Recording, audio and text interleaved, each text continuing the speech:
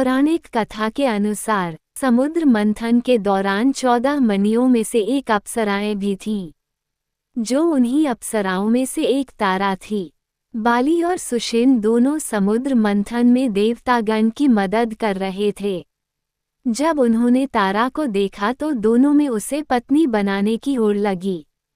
बाली तारा के दाहिनी तरफ तथा सुषेण उसके बाईं तरफ खड़े हो गए।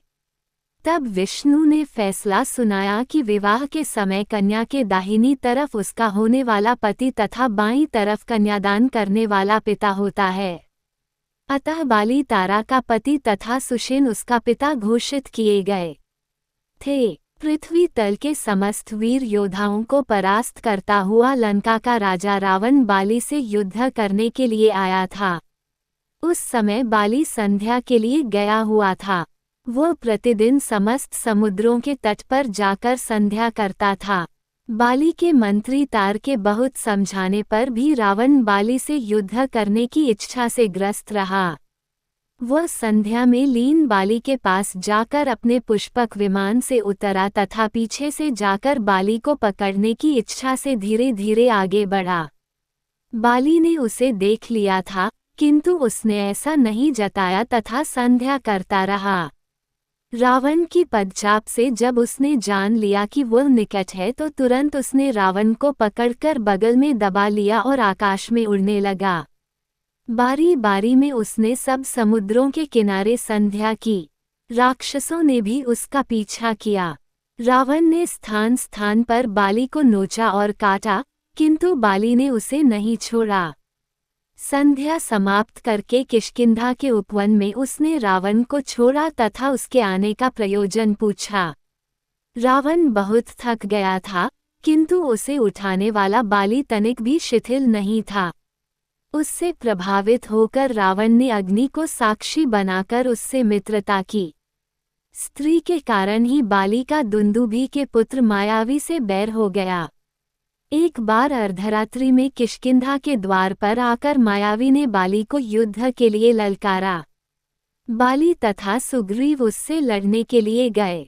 दोनों को आता देखकर मायावी वन की ओर भागा तथा एक बिल में छिप गया। बाली सुग्रीव को बिल के पास खड़ा करके स्वयं बिल में घुस गया। सुग्रीव ने 1 वर्ष तक बाली के बाहर आने की प्रतीक्षा की। तदुपरांत बिल से आती हुई रक्त की धारा देखकर वह भाई को मरा जानकर बिल को पर्वत शिखर से ढककर अपने नगर में लौटाया। मंत्रियों के आग्रह पर उसने राज्य संभाल लिया। उधर बाली ने मायावी को 1 वर्ष में ढूंढ निकाला। उसने कुटुंब सहित मायावी का वध किया और जब वह लौटकर आया तो बिल पर रखे पर्वत शिखर को देखकर उसने सुग्रीव को आवाज दी, किंतु उसे कोई उत्तर नहीं मिला।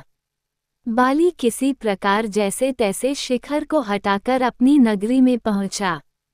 वहां उसने अपने भाई सुग्रीव को राज्य करते देखा।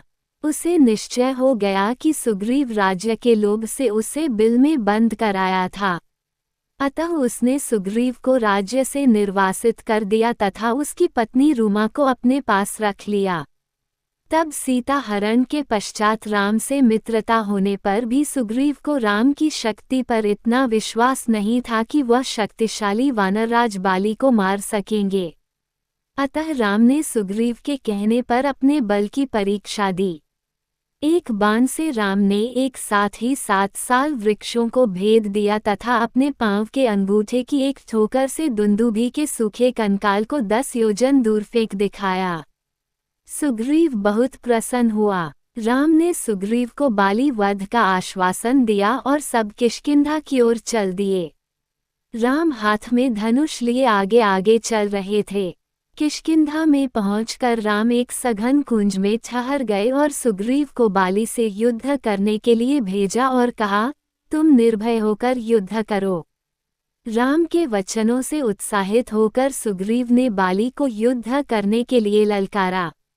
सुग्रीव की इस ललकार को सुनकर बाली के क्रोध की सीमा न रही। वह क्रोध में भरकर बाहर आया और सुग्रीव पर टूट पड़ा। उन्मत्त हुए दोनों भाई एक दूसरे पर घूंसों और लातों से प्रहार करने लगे।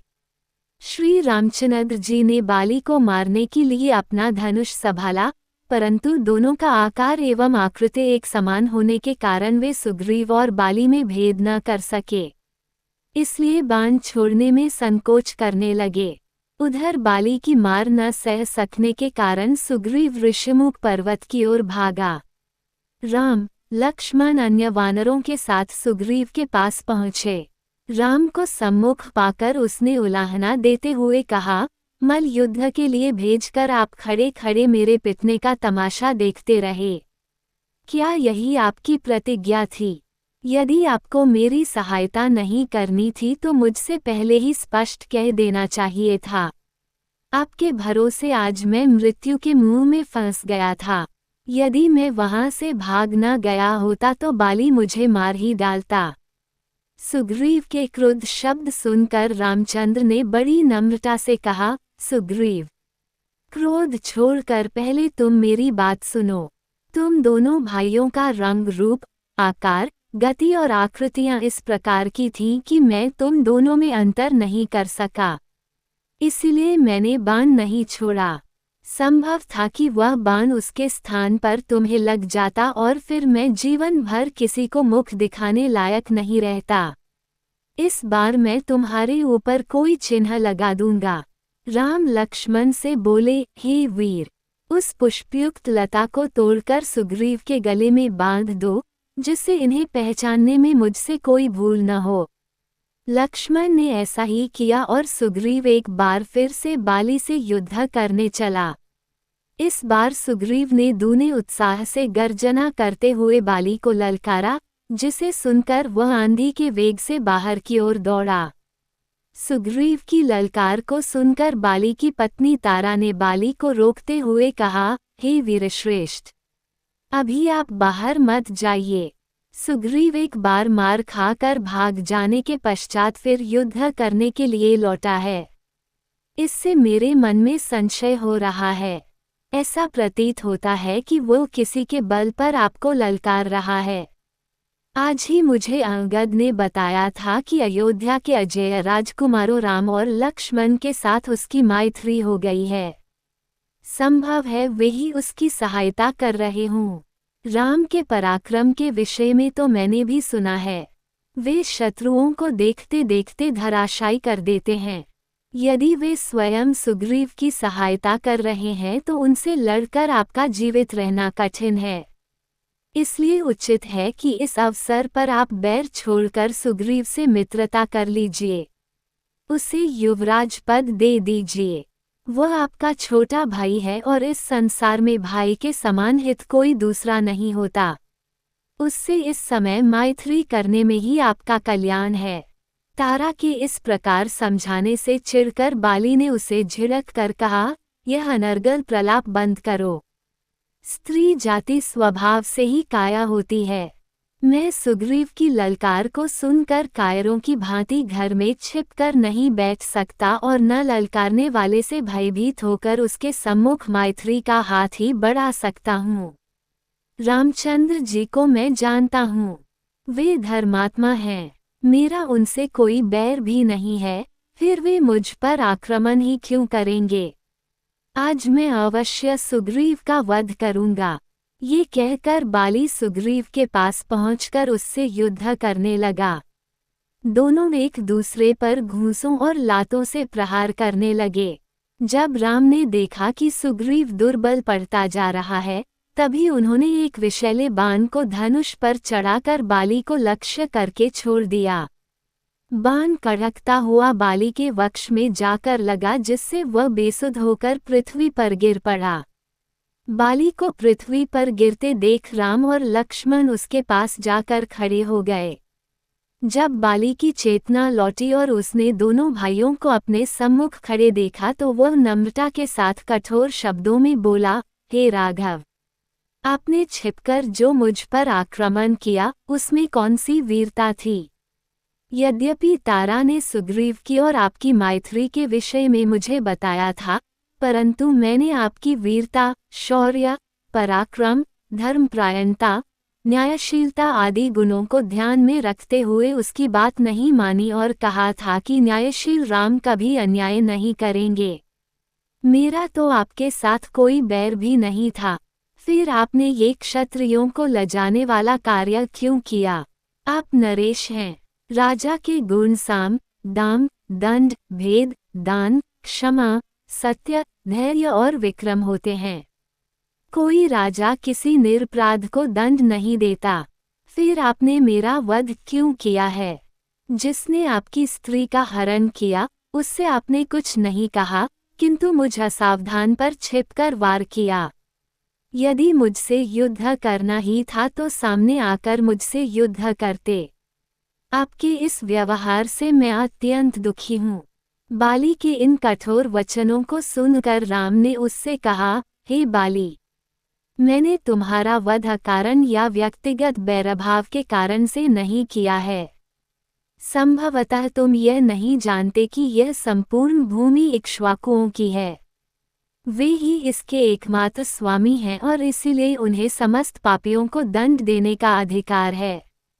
इक्ष्वाकु कुल के धर्मात्मा नरेश भरत इस समय सारे देश पर शासन कर रहे हैं।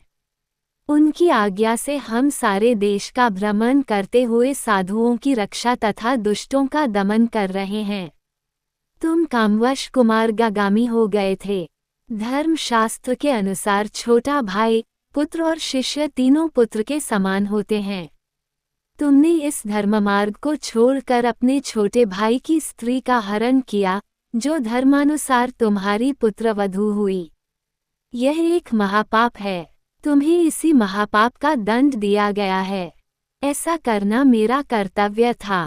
अपनी बहन और अनुज वधू को भोगने वाला व्यक्ति मार डालने योग्य होता है। इस प्रकार मैंने तुम्हें तुम्हारे पिछले पापों का दंड देकर आगे के लिए तुम्हें निष्पाप कर दिया है। अब तुम निष्पाप होकर स्वर्ग जाओगे। मैं तुम्हें इस विषय में एक घटना सुनाता हूँ। मेरे पूर्व पुरुषों में माधाता नामक एक राजा थे। एक श्रमण ने इसी प्रकार का दुष्कर्म किया था जैसा तुमने किया है। राजा ने उसे भी कठोर दंड दिया था, अतएव तुम्हारा पश्चाताप करना ही व्यर्थ है। मैंने देश के राजा की आज्ञा का पालन किया है। मैं भी स्वतंत्र नहीं हूँ, इसलिए मैं तुम्हें दंड देने के लिए बाध्य था। राम का तर्क सुन बाली ने हाथ जोड़कर कहा, हे राघव, आपका कथन सत्य है। मुझे अपनी मृत्यु पर दुख नहीं है। मुझे केवल अपने पुत्र अंगद की किशोरावस्था पर चिंता है। वह मेरी एकमात्र संतान है। बाली ने सुग्रीव और राम से यह वादा लेकर कि वह तारा तथा अंगद का ध्यान रखेंगे, उसके बाद बाली ने सुखपूर्वक देह का त्याग किया।